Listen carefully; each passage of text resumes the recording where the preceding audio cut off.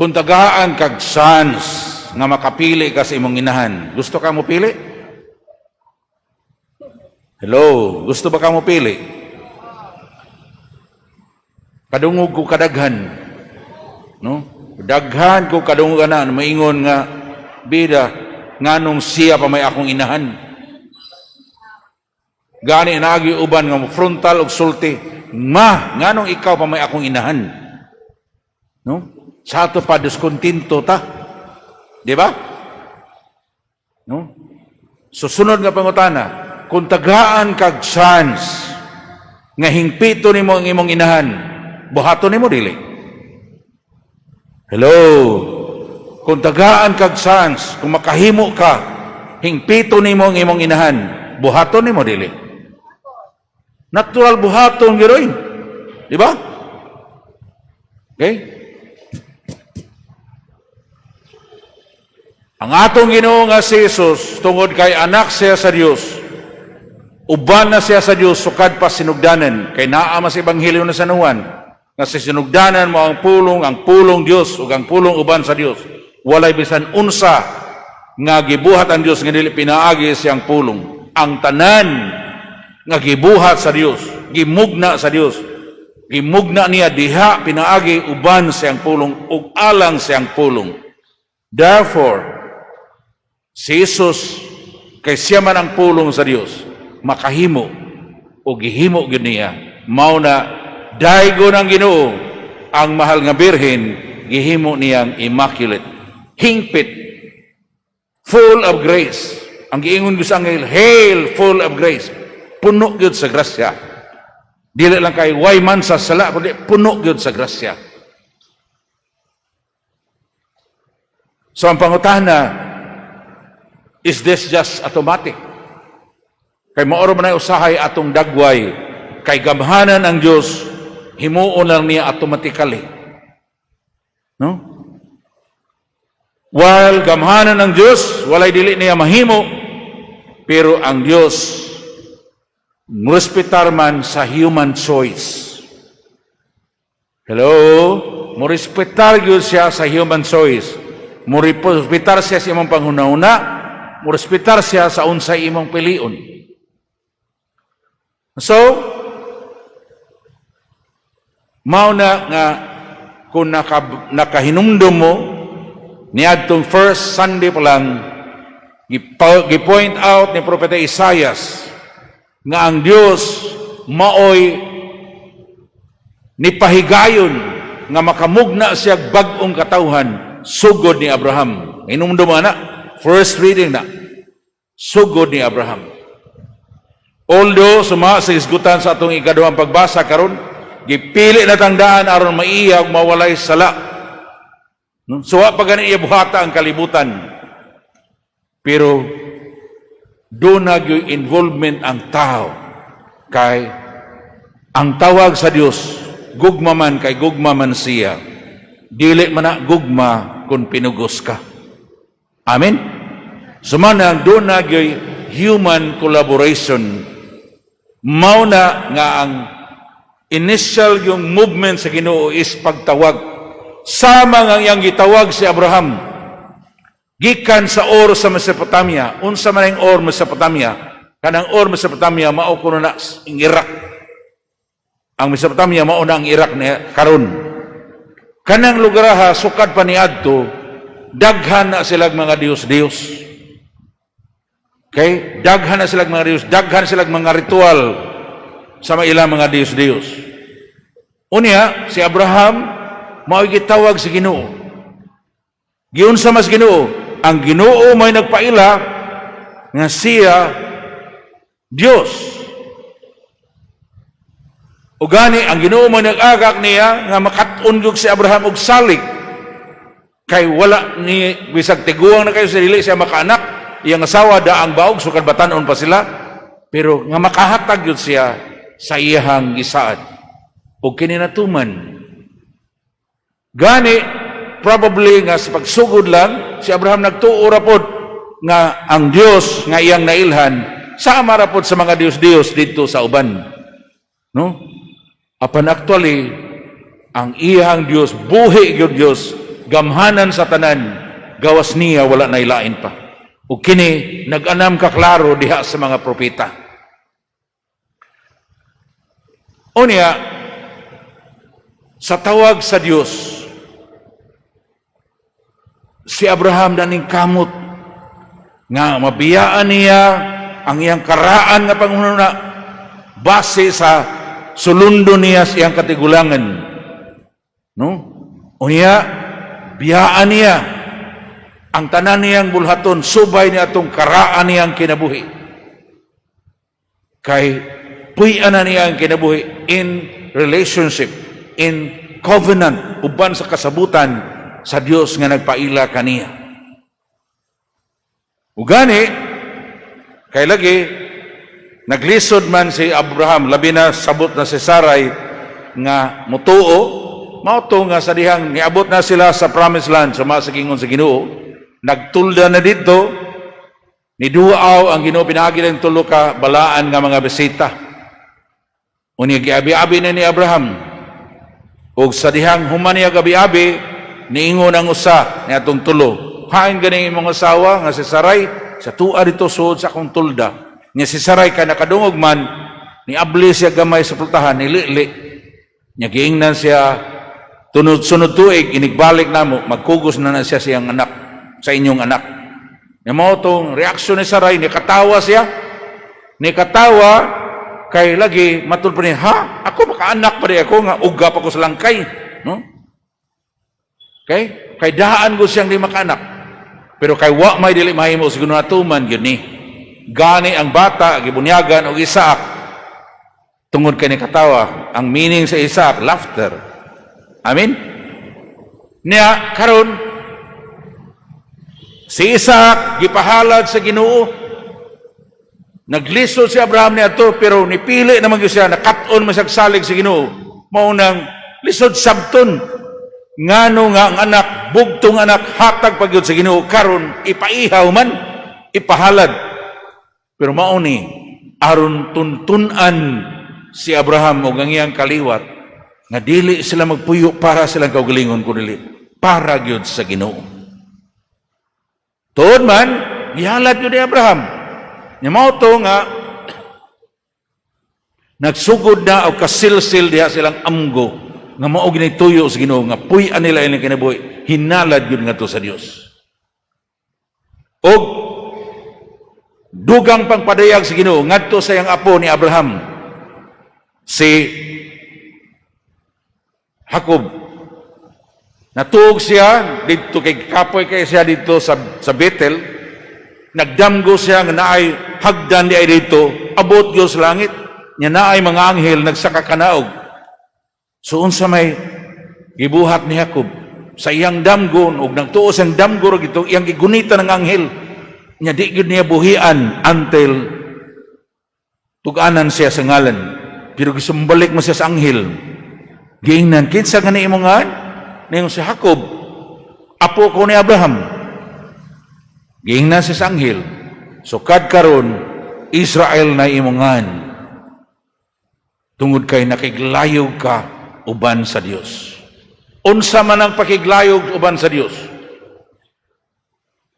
Nganong makiglayog man gyud ta sa Dios?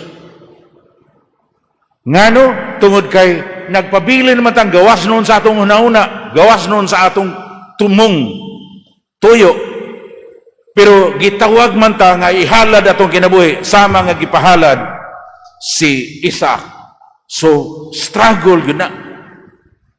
Okay? Struggle na unsaon nga ang atong pagkatao, ang atong panghuna-una, ang atong tumong sa kinabuhi, mapahaom gyud sa iyang tumong.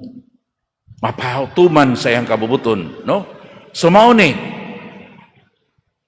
ang journey. Kay aron matud pa diha sa sulat sa Taga-Roma, kadtong iyahang gipredestined, no? Kanang giingon dinhi nga so wala pa gani buhatan kay libutan na sa atong second reading karon, gipili na sa Dios nga maiyatag mawalay sala. Predestination man na, wa pagud buhatan ang kalibutan. Pero dili na automatic kay kadtong iyang gipredestined na sa sulat sa Taga-Roma. Those whom He predestined, He calls. And those whom He calls, He purifies. And those whom He purifies, He sanctifies. And those whom He sanctifies, He glorifies. Ug mao ni ang journey, struggle aron makabulig tas grasyas Ginoo nga nagputli nato. Diha niya na, no? Napuy-an ni Maria, giumol si Maria. Sugod pa gyud siyang kaliwat, sugad pa ni Abraham, no? Gani later on naa na say usa sa mga kaliwat ni Abraham nga himuon niyang sinugdanan sa iyang gibrayunon labi na og hingpiton diha ni Maria. Kinsa man ni si Samson. Si Samson anak to siya sa babae nga dili sad makaanak. Kining mong babae niadto simbahan sa templo, nagampo nga tagaan siya anak. Unya niingon siya, kung hatagan gani ko nimog anak Ginoo, ako ning ihalad aron mag-alagad nimo. Mao na nga si Samson so wa pa mabuok, wa pa diya sa tiyan siyang inahan, hinalad na ngadto sa Dios. Ug mao nay nahimong binhi sa tradisyon nga ang kinabuhi sama sa gisugdan sa Ginoo dito ni Isaac, ihalad gyud ngadto sa Ginoo.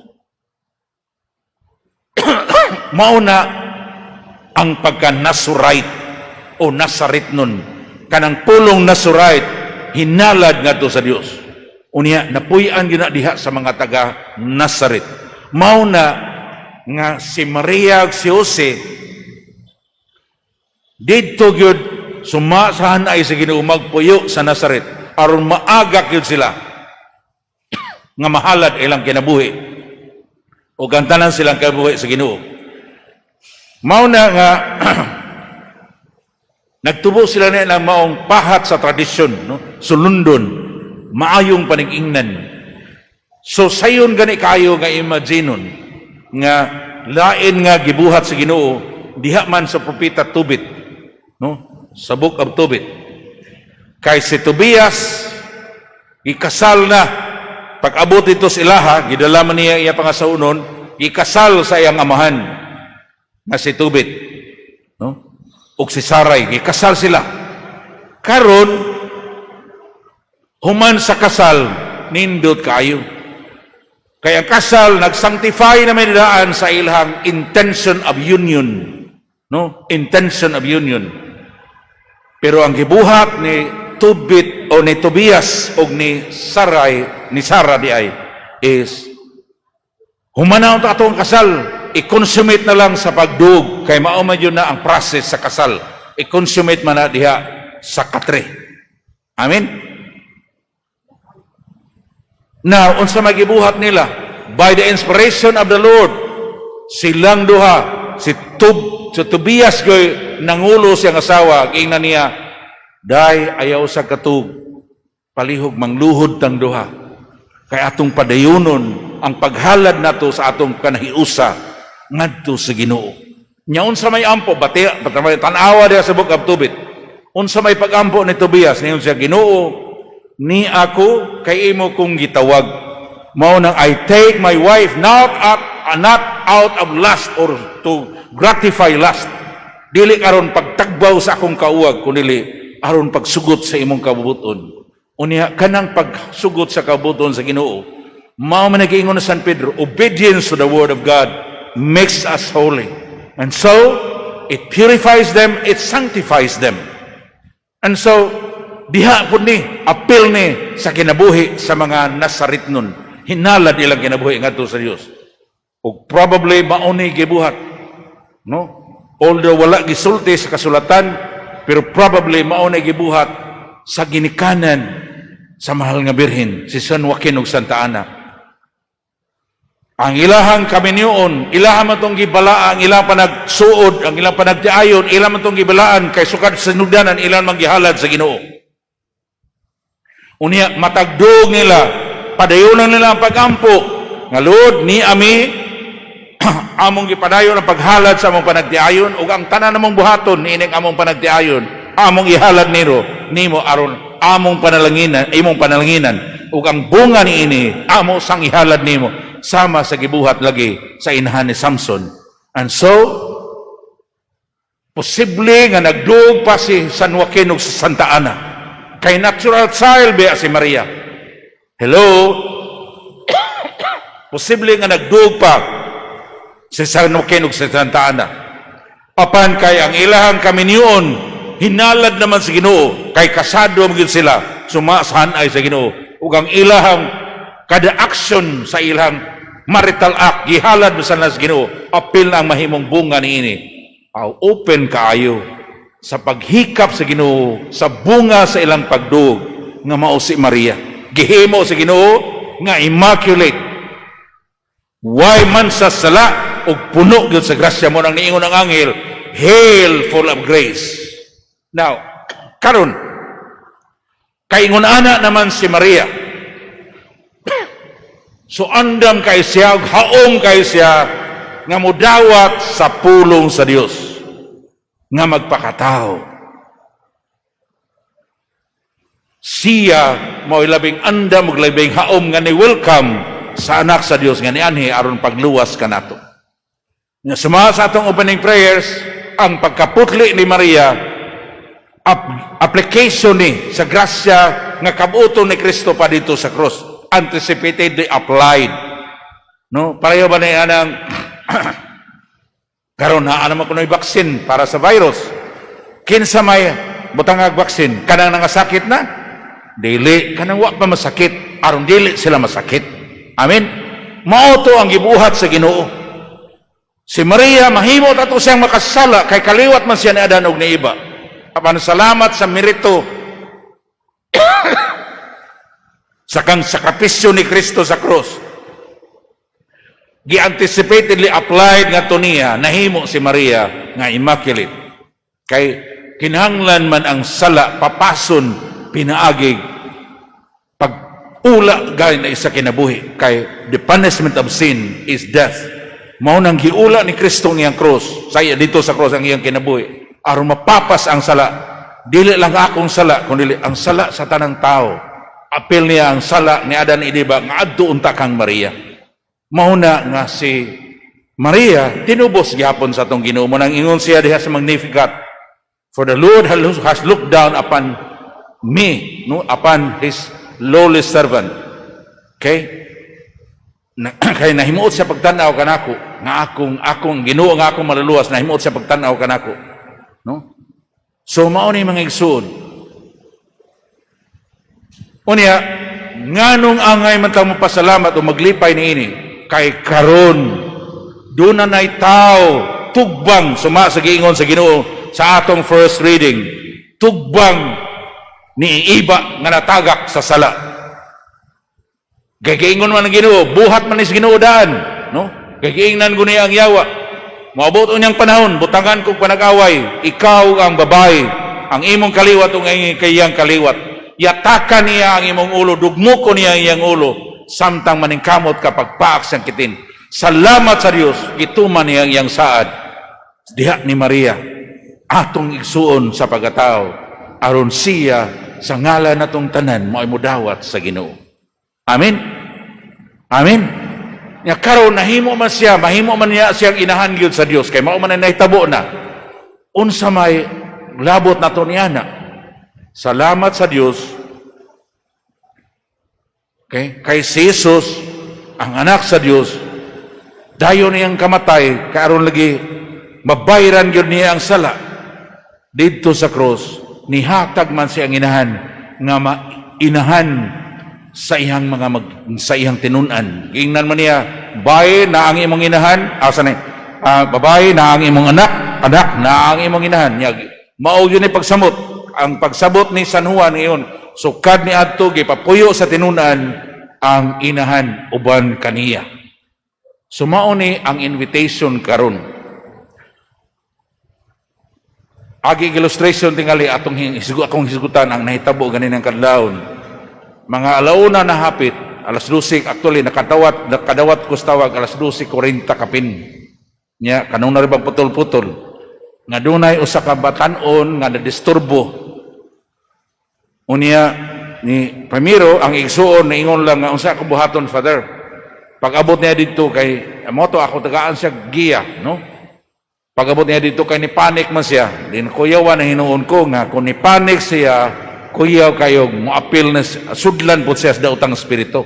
Kay kung ikaw mo confront ka sa daotang espiritu, nya alang-alang yung pagtuo, kuwang ka pagsalig, mo panik ka, sudlan jud ka. Okay? And so mo to nga ningon na lang ko kuha ako diri. So gikuha ko, naabot ko dito alaw na pasado kay layo-layo man, duol naman dito sa talamban niya sudlunon pag yun. Mo to nga sige kog halat sa kong gilingon sa Ginoo, ngayog pasaylo, isalig nga iya kong limpyuhan, pinagi sa iyang dugo nga iyang gula sa krus, aron maandam gyud sa maong trabaho sa iyang ngalan. Salamat sa Ginoo. Pila may istorya, niingon ang lalaki katong batanon nga nagsugod ni Father kay gimingaw kay kos kong mama. Kay ang mama namatay maguro atong June. Nimingaw kay kos kong mama, mo nang nagwonder lang ko nga pwede ba nga akong mahibawan kumusta si mama? Okay?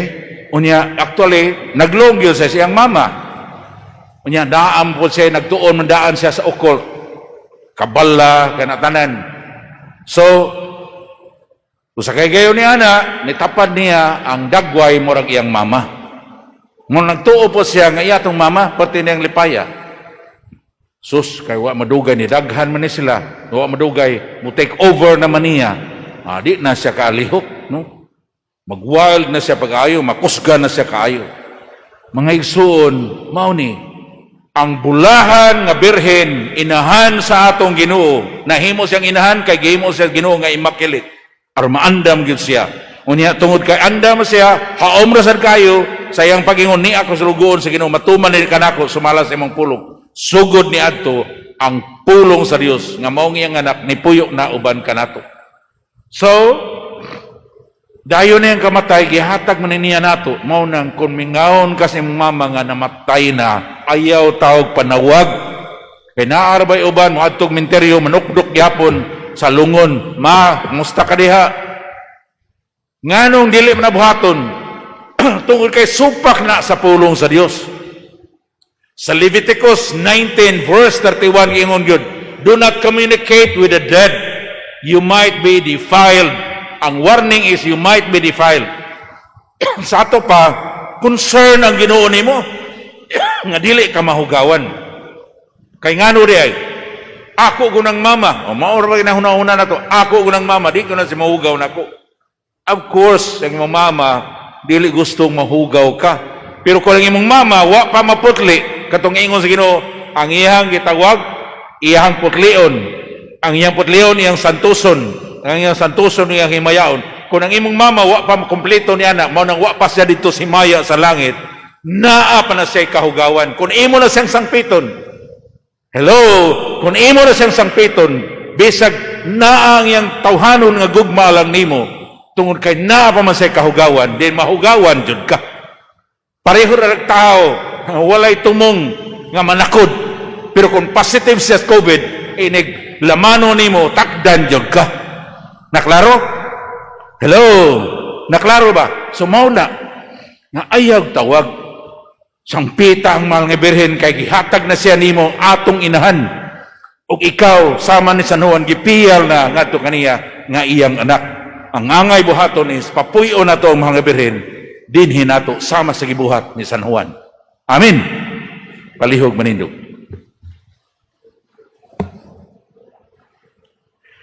Uban sa malipayong kasing-kasing, papasalamaton sa kaayo sa Ginoo, sa gasa sa Immaculate Conception ngadto sa mahal nga birhen, nga inahan sa atong mananubos, ato sang inahan, ato girong ipadayag atong pagtuo pagsalig sa Ginoo. Nagatuo ako sa